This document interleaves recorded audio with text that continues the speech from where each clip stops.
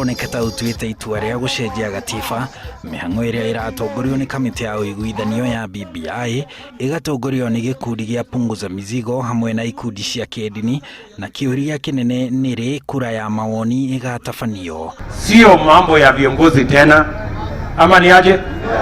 Tuko pamoja.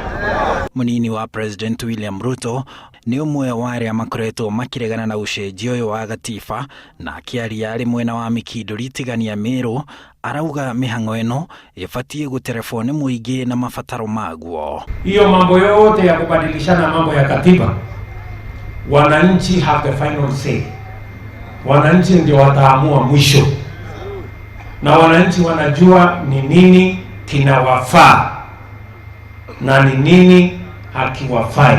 Kama hiyo wao umekula kiapo ya kulinda katiba na katiba inasema itabadilishwa namna hii, heshimu katiba. Ruto akiuria ateti matige kurigiriria muingi kindu matarenda indi mabe marute wira. So tuachane na story mingi, saa hizi ni tufanye kazi.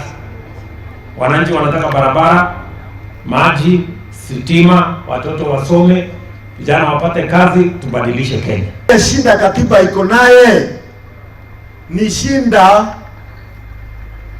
ya wananchi ama ni shinda ya kibinafsi ya kutafutia watu wachache kiti pale juu.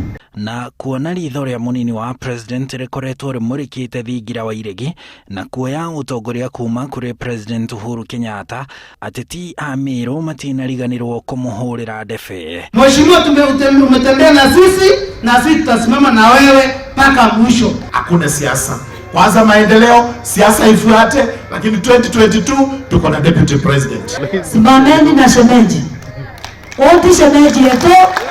Kamiti ya BBI ikoretwo ikiandika riboti yayo thutha wa gutabania cikaro kihiri na opunguza mizigo makoretwo magitariria wendi wao kuri bunge cia kaunti. Murungu abutharime. Handu-ini Hainoro TV jitagwo Harun Njoroge wa Maina.